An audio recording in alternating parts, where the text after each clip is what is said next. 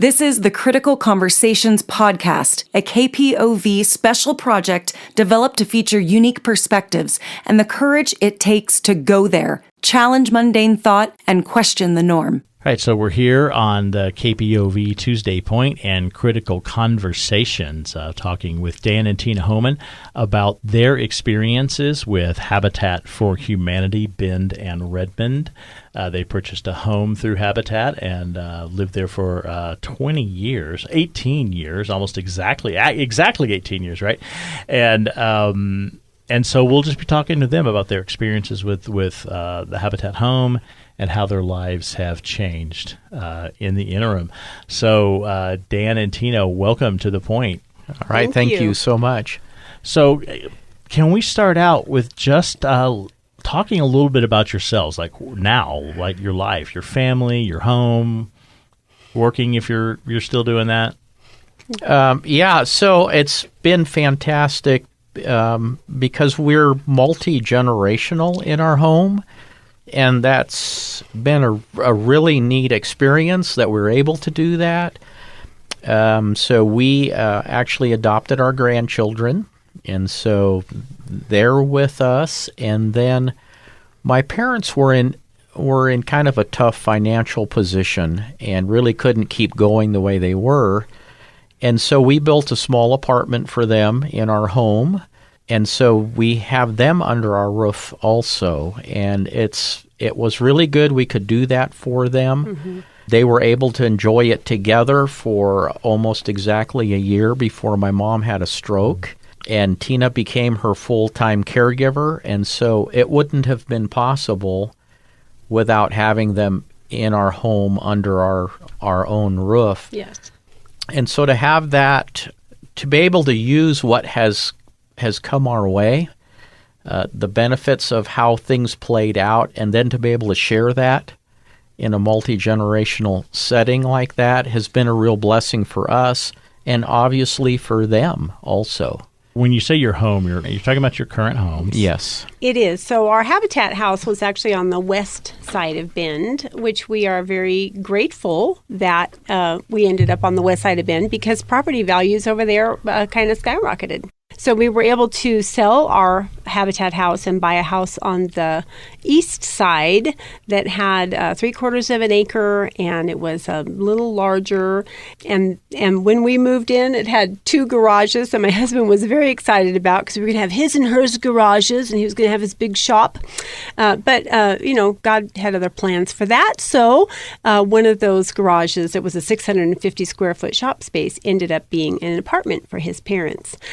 So that worked out very well. But all that to say, there is no way we would have been able to get the house that we are in right now without starting out with our Habitat house that we lived in for 18 years and loved it. We called it our little yellow cottage, and we adored it. So. All right. So thank you. So in your house, you have the 2 of you, Dan and Tina, Dan's parents, and your 2 how old are your grandchildren? They're 13. They're twins. And they're twins, right? Yes. 13-year-old twins. Yeah. So the multi-generational thing is amazing. We actually, our daughter lives with us with our grandson. Okay. And he's 7. Yep. So it's I love that we're doing that we identify with that lifestyle, and it's beautiful. Yes. Right? It's a little crowded, but got some agreement on that. Yes. What were your lives like before your Habitat house? As I think back about that time, our story isn't unique. No. We recognize that there are so many people in that situation, but for us, we were both working, we were working hard, we were doing our best to pay the bills, and we'd kind of just barely stay above water, and then something would go wrong, a car would break down or those kinds of things, and man, now you're underwater. And then we had some medical expenses that were really starting to skyrocket, and we just felt like we were just beat down over and over, despite doing our best and trying hard to make it work. We just kept getting pushed down and down. We were living in a home that was pretty rough. It was a rental here in town in Bend. Well, we lived in multiple homes. Yes. Okay. And when we moved here from the coast, we actually lived on the coast. We were born and raised there. And then we moved here, and it didn't improve a lot. The housing market back then when we moved was about like it is now, not as bad, but it was hard to find a place to stay. And that was tough. And it seemed like we should have sat down and counted how many times we moved before the Habitat House, because it was a lot. Yes. It was probably every year and a half, maybe, because the house would fall down around us for some reason, or the rent would go up, or, whatever. We had to move for jobs or whatever. There was always something. So there was no security there. Nothing stable No. about that as we're trying to raise children in that environment. They never had that stability of a place Yeah. to settle in. Yeah.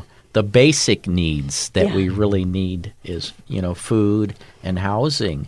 And if you don't have that, it's hard to move beyond to take yeah. care of the other things that children especially need. And we did have houses, literally fall down around us. We had a house.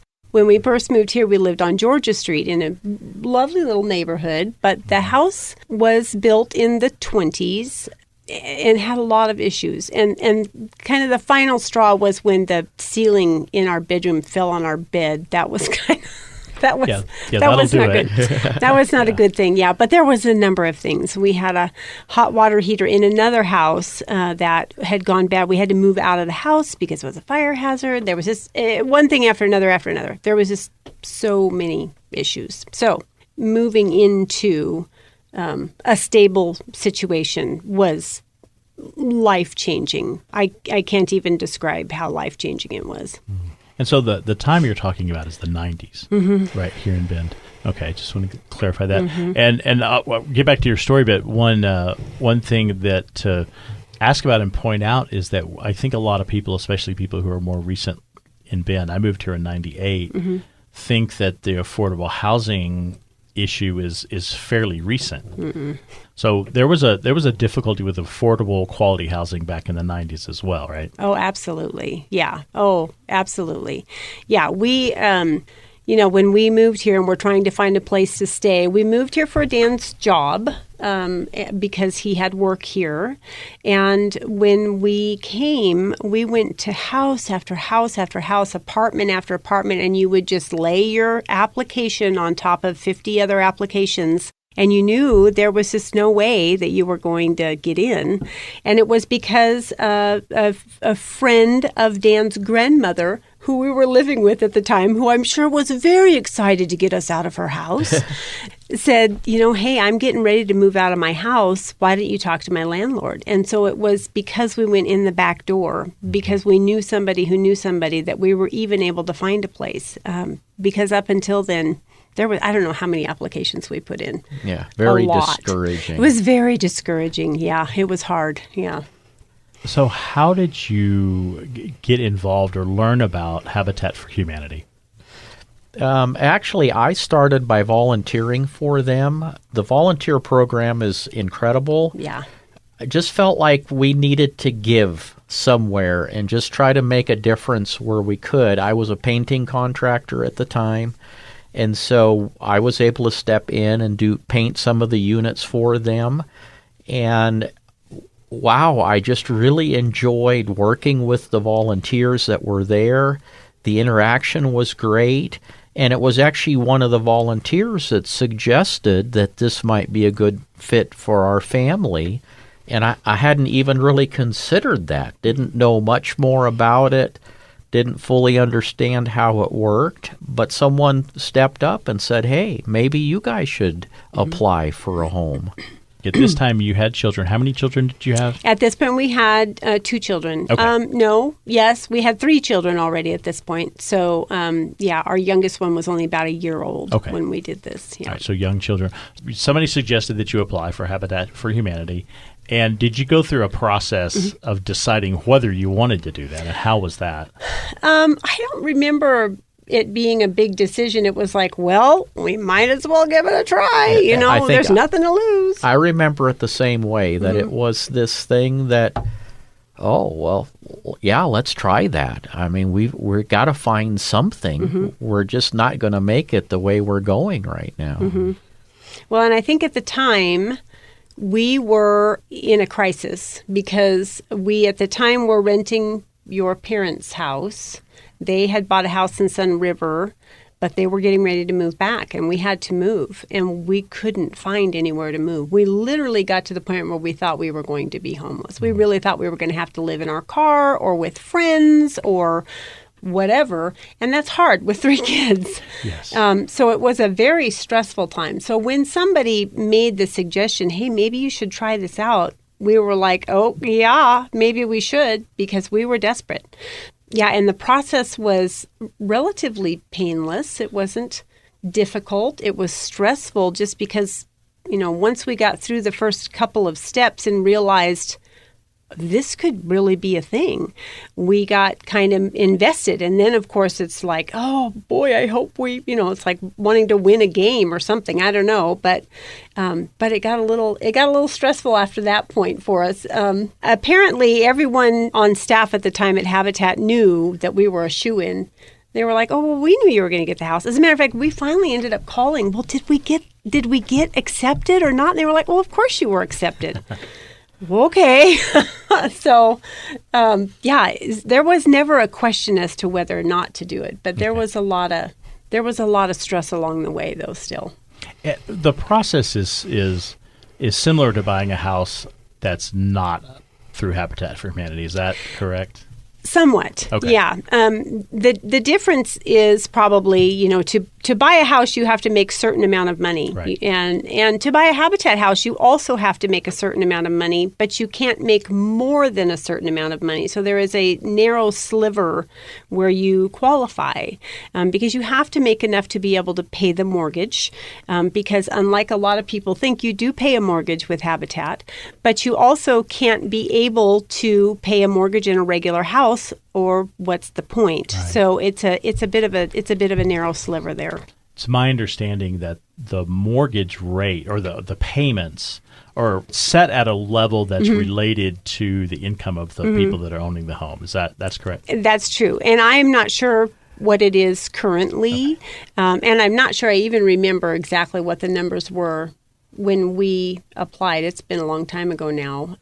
But happily, we fit into that little niche. And we went through the program with probably 4 other families at the same time that were accepted. And we kind of all went through you do training classes, you do your volunteer hours. And so you kind of get to know some of the other families quite well. And we got to know the staff at the time very well. Bruce Abernathy was actually the director at the time. Oh, really? And we got to know all of them very, very well. They came to dinner at our home, and it was actually a really nice experience, that part of it. And you referenced in some of the stuff I've seen before we got together today that you did what's called sweat equity. Yes. Can you talk about that process? And is that part of the program for everybody? Yes, it is. So what does that involve? Yeah. For one thing, what I appreciate early on, of course, is you're putting in sweat equity in someone else's home. Mm-hmm. They haven't started your home yet. Mm-hmm. And so that's neat to work side by side with volunteers, work to help another family. Mm-hmm. That interaction is so healthy. And a big piece of why I love what Habitat is doing, it's like an old-fashioned barn raising. Mm-hmm. And we just don't have the mechanics to do that in a town like this, to say, oh, let's rally the neighbors and help a family who's kind of having a tough time. And so Habitat steps in and creates that environment to have that happen. Mm-hmm. And we actually have a good old-fashioned barn raising. But we're working together with volunteers and other families. And as a family, at the time that we did it, and again, I don't know what the current recommendations are, but it was required that you put in 500 hours of sweat equity. And that counts as your down payment, because obviously most of us going through the program don't have money stocked away. So that was our down payment for the home. It's a lot of work. And so we always tell people, we've had a couple friends who have gone through the program. One of them actually did get a house, and we have warned them ahead of time. It's a lot of work. You need to be prepared to set your life aside for a while, but it's totally worth it in the end. Along the same lines of that barn raising is that mortgage payment goes right back into the program and is paying for the next home. Mm-hmm. So again, kind of an enclosed system where our mortgage payment really was making a difference for that next family and getting that next house out of the ground. So what an opportunity, that interaction and that interrelational mm-hmm. thing going on that makes all of that possible. Mm-hmm. So it's a housing experience. It's a community experience, right? It sounds like what you're describing. Yes. Yeah. Yes, absolutely. It's sort of a pay it forward mm-hmm. Kind of experience as well. Yes. And so at some point, right, you got a key and got to go in your new house. Mm-hmm. Can you describe what that was like? Well, I would like to just back up just a moment. Please do. Because there's another piece of the puzzle in our situation. When a Target store moves into a new town, they sponsor a Habitat house entirely. And so not only do you have the volunteers from Habitat and other families that you're working side by side, but in this case, employees from other Target stores around Oregon would come in and help build that home. Yeah. So again, a great relationship mm-hmm. with someone that's trying to make a difference in a very tangible way, but it's not just a handout. It's really a hand up, and we're working side by side to make that happen. Yes. No one's just doing it for somebody. We're working on that together. And so we were a family that was a good fit mm-hmm. for Target. Their timeline is much quicker than a normal Habitat build because they want the family in the home when the store opens. Yes. So grand opening of the store includes a lot of posters and pictures of us, our family, and our story. Mm-hmm. Yeah, it was a lot of PR, a lot of there was a lot of that going on. So it did make it a very quick build because standardly a Habitat house, at least at the time, and again, this has been some time ago, it could take a year, 18 months. Some people would take up to 2 years before they would actually get into their house. We broke ground in September and we were in our house by February. It was a very fast build because we didn't have to wait for any of the utilities or anything because Target paid for everything. So, and they, I'm sure, paid extra if they had to be sure that it all got done on time.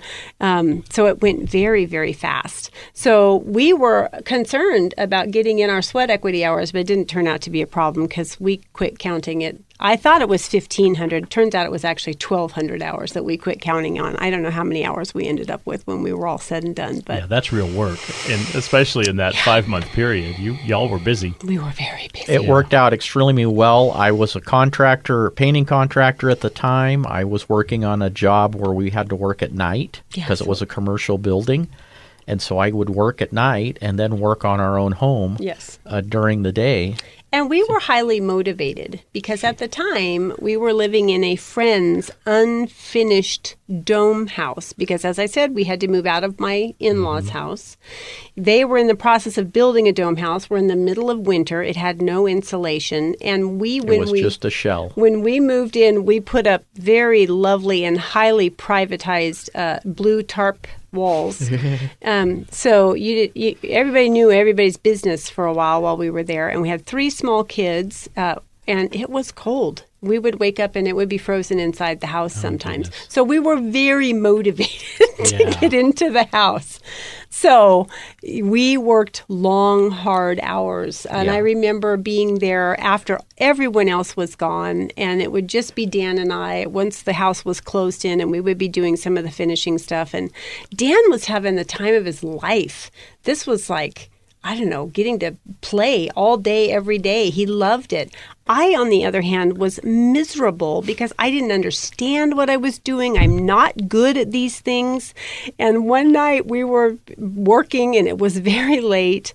And he said something about how this has just been the greatest few months of my life. And that was it. I lost it. I broke down and I said, "What are you talking about? This has been the worst." And he just looked at me like, what? He had no idea. Yeah. So there was a lot of stress, a lot of pressure, but it did come together very quickly, a lot of work, and then back to yes, we did so finally your question, get the keys. and I suppose there's definitely something to the idea that the extent of effort put into something, right, really increases the satisfaction of the reward of getting there. So what was it like to get into your new home? So that was amazing, because one of the simplest things that people take for granted is just being able to close a door. And we couldn't do that for quite some time. Living in this empty shell, with tarp walls up. And so that was one of the big things. I remember going into our bedroom and closing the door and thinking, I'm all by myself. It was like the angels sang. It was wonderful. And then the other one was turning a knob and having heat come on. It was a wonder, and it wasn't that we had been without it forever. It had only been a few months. But my goodness, you so appreciate those things. Yes. So our move-in was maybe, to us, more spectacular than the average because we had been a bit deprived of some of those standard things. But it was quite wonderful. And we moved in as quick as we could. I followed the person around that was going to give us our final approval to move in, and he said, "Well, this bathtub needs it." And I ran out and I grabbed this gun. I'll take care of it right now. It's like, okay. I don't think he'd ever had such an eager homeowner. And you knew how to do that by then. From all your work. Yes, we learned a lot. Yeah, so we did. He passed us, and we moved in on February 14th, and it was the best Valentine's Day ever. For sure. Yeah. Oh, that's right. That is a great Valentine's gift. Yes. Yeah, congratulations on that. And so you were, my understanding, the 20th Habitat home in this area. Yes. In 1996. So 26 years later, I'm sure you know this, they just did their 200th. Yes. We were so excited to see that. Exciting. It was amazing. Yeah. Yeah, that's so from the 20th to the 200th. And the rate at which they're cranking out Habitat houses is much more than it was back then. It was a very slow process, and they're doing such an awesome job and putting a lot of families into homes. It's wonderful. I do remember when we moved in, of course, they like to have a home dedication. Yes. It was an incredible experience for us. Yes. Because there were so many people that were a part of it. Yes.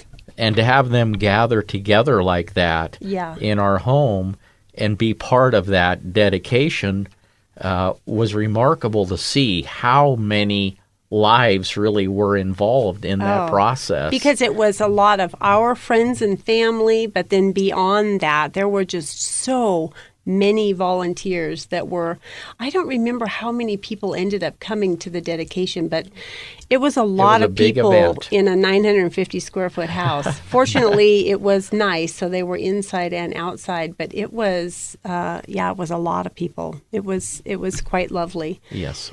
My understanding is some of the neighbors maybe weren't super excited about a Habitat house coming into the neighborhood. One neighbor in particular, yes, and I'll let Dan tell that story because he's the one that dealt with it. So it was interesting. Early on, they did the excavation on the property, dropped the trees, leveled the lot, And then it was time to put up the Habitat sign, just to kind of show here's what's happening, here's what's going on, here are some of the sponsors kind of listed out.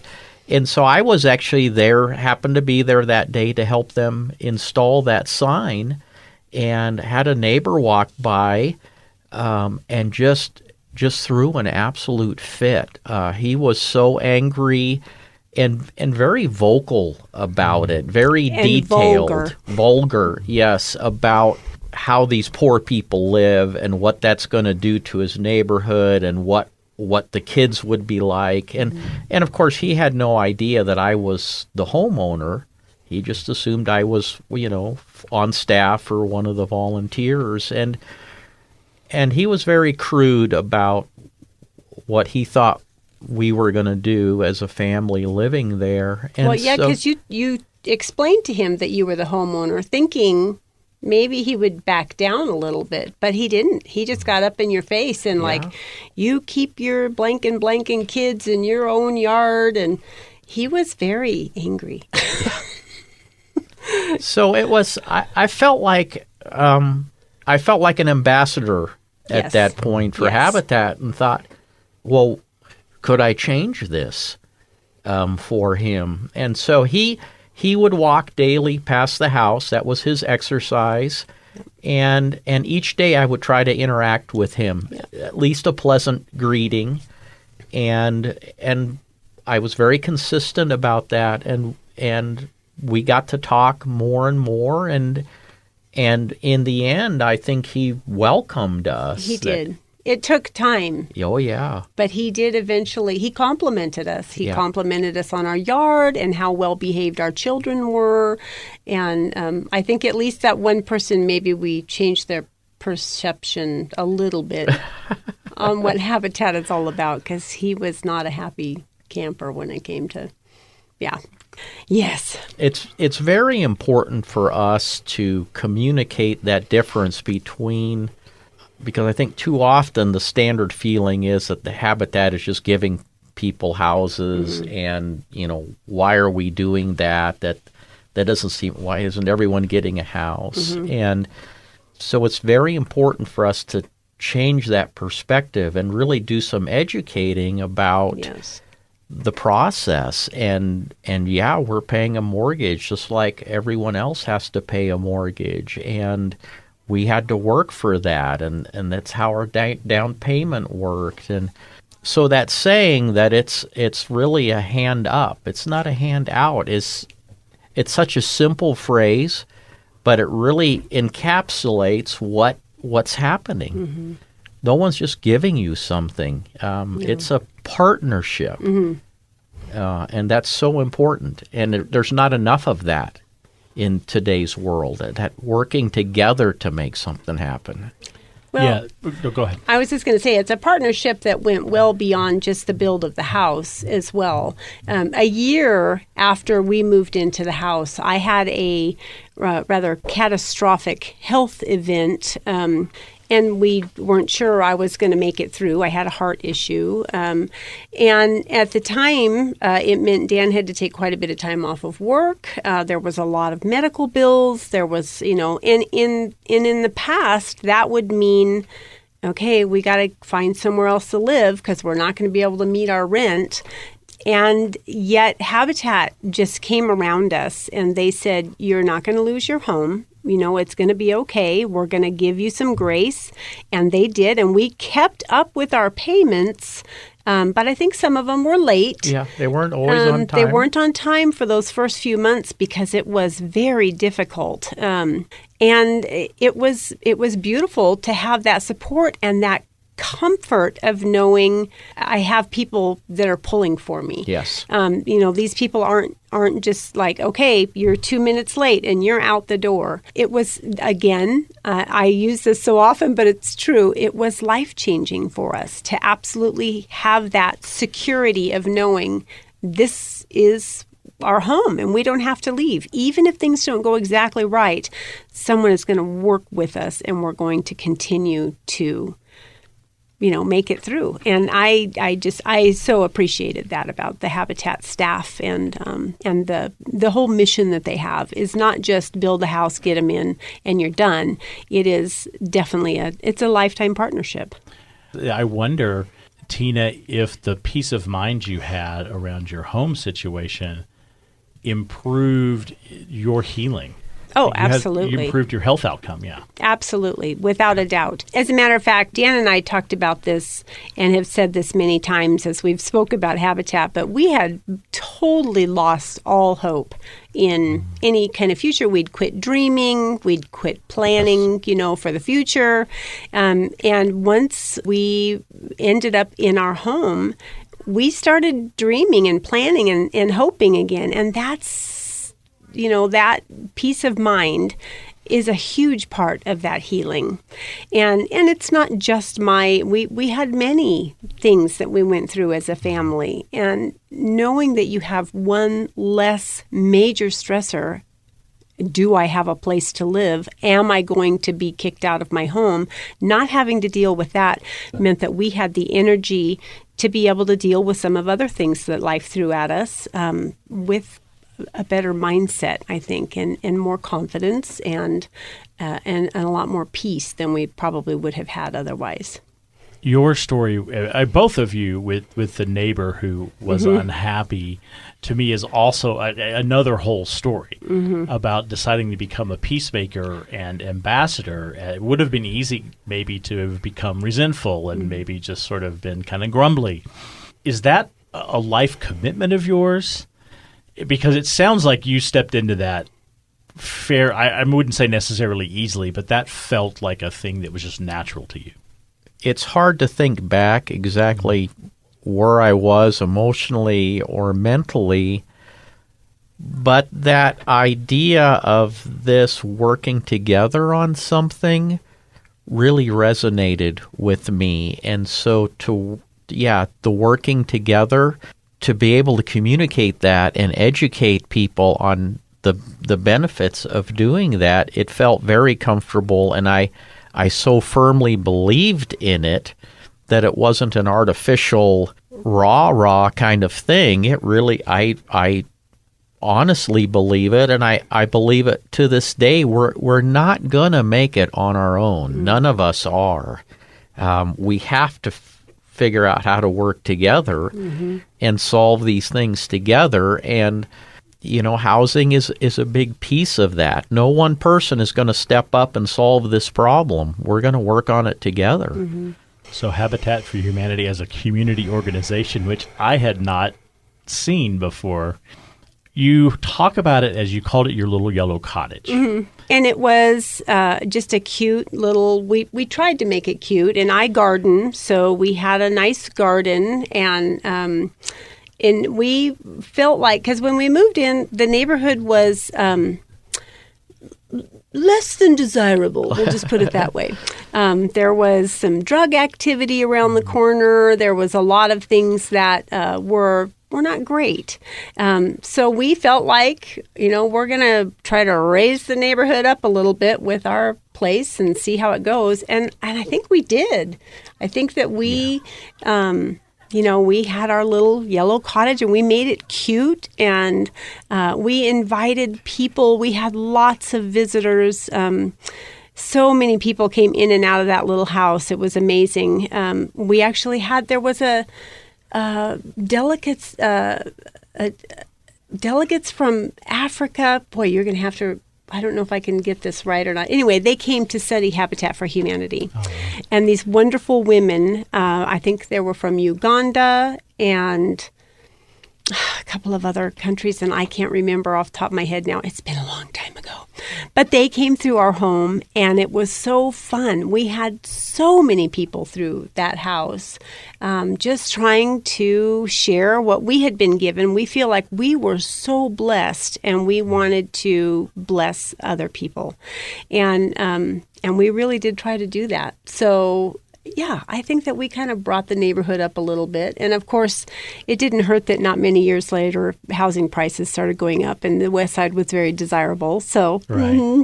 So Tina, were you a gardener before you had your own place to garden? Not much, no. Dan's grandmother was a gardener, and Oma taught me well. And she gave us a lot of things from her yard that we put in our yard, and she would tell me what we should do here and there. And so I learned a lot of gardening skills through that. And now I not only do it as a hobby, but I do it as a profession as well. So I do a lot of gardening. And that's one thing we missed when we sold the house, because we sold it in February. Actually, again, on February 14th seems to be the day that we move. And so a lot of the plants that Oma had given us were under 2 feet of snow at the time, and we weren't able to bring them with us. And I have driven by the house, and they're not there any longer, and it makes me sad. But we have lots of pictures, and we enjoyed it for 18 years, so yeah. So how did your children, how did they react to having this house now, their own home to live in and hang out in? And my understanding is you had some chickens, so we did. That was a ways down the road, but yeah, Okay, we did. okay. We did have some chickens at one point. You know, I think that the kids as well, there was just a sigh Yes. of relief for all of us. I'm not sure that they were consciously aware of it as much as we were, but there definitely was just that sense of, we know where we're going to be tomorrow and the next day and next year. We don't have to worry about, well, you know, are we going to be here? Are we going to be there? Do we have to move? Is there some... It just wasn't there. And our oldest daughter at the time had already had to change schools. She was only in first grade, I think, maybe second grade when we built the house. I think so, yes. And had already had to change schools because we had to move. So I think that there was just that sense of, we're here. We're home. We're not having to go anywhere. This is truly home. It's not a temporary housing. This is where we are.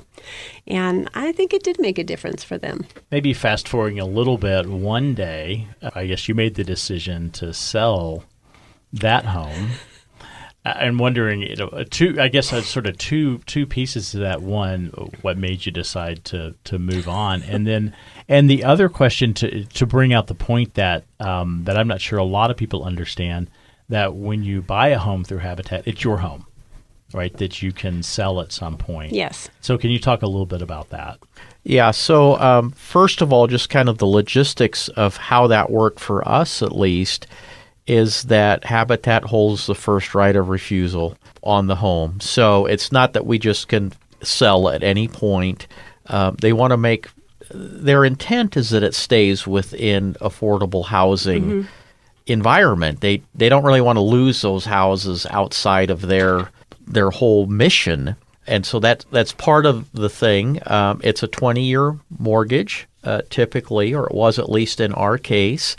And so for us, they decided to grant us that we were close enough to the 20 years that they would allow us to just sell it on the open market. But the reason we decided we needed something else was interesting. We had raised 3 children in that pretty small Very small home. house, yeah. And a lot, there was not much property with it, and we seemed to do okay. And then when we ended up with our grandchildren, who we've adopted since, It became the way twins, too small all of a sudden. It seemed very crowded in that house. They are some very active young ladies. And part of it, of course, is as we age, we're probably less tolerant of the little ones. And so we quickly felt like, oh, wow, we've outgrown this house. Let's talk about this and let's pursue this. What are our options? What could we be looking at? Yeah. Well, and let me just back up just a little bit. The way that works is up to a certain point. Melissa, you're going to have to let me know if it's still this way, at least back when we did it. Up to a certain point, I think up to 5 years or something, if you were to sell the house, you get out of the house what you put into the house. After that point, it's a percentage. So if you've paid 80% of the house, you receive 80% of the proceeds. And so for us, we were very near the end. So we did owe Habitat a little bit at the end, but they did decide, yes, we could sell it on the open market. They didn't want to purchase it back at that point. So I just wanted to clarify that a little bit. Good point. Yes. We're back really where we started with and now you're several years, 8 years now Yeah. into your it'll be into 9 your years in February. Your new home, your little ranch on the east side. We call it Rawhide Ranch. It's not actually a ranch. My daughter-in-law, who is a horse person and who deals with real ranches, she did tell my son, she was like, they do realize this isn't really a ranch, right? It's like, no, we know it's not actually a ranch, but it went with the name because it's on Rawhide, so we call it Rawhide Ranch, and that's what we call it. We do have enough dogs and cats and chickens, though, that I think it qualifies as something at least. So, I want to ask, did you think in the early 90s, right, that not that many years later, it's been a while, but that you would live at Rawhide Ranch with all kinds of dogs and cats and chickens and, Never. and twins and no, never. Right. No. As a matter of fact, when we moved in, we spent the first, several months. And we would wake up in the morning and we would we have a beautiful, huge backyard. And we would just stand and look out in the backyard and feel like there was just going to be that knock at the door saying, this isn't really real. You can't live here. It was such a dream. We just couldn't even believe it would happen. And again, it was because of Habitat, because it was on the west side, it sold for a good piece of money, and we were able to buy this house for about the same price that we sold our little Habitat house for. So it was just a further blessing, and it was pretty wonderful. Yeah, we often talk about how different things would have been without Habitat, and I don't think we would have ever been on our feet. No. As soon as we got into our home, I was able to apply for a better job, and which at the time wasn't really a better job. It was had a good future, but we wouldn't have been able to have him take that job because it didn't make enough money for us to pay standard rent at the time. So he would have had to turn it down and go to work somewhere else. But because we had the affordable payment every month, he was able to take a job for less money that turned into a 15-year. A great career. Yeah, it really did, yeah. And so there are so many ways, and very tangible ways, that Habitat made a difference. Mm-hmm. Far beyond just providing, helping us get a safe roof over our heads and the stability that offered, but the blessing just kept rolling over and over and over, and it's been really important to us then to pass that on anywhere that we can. Mm-hmm. So we don't ever take it for granted.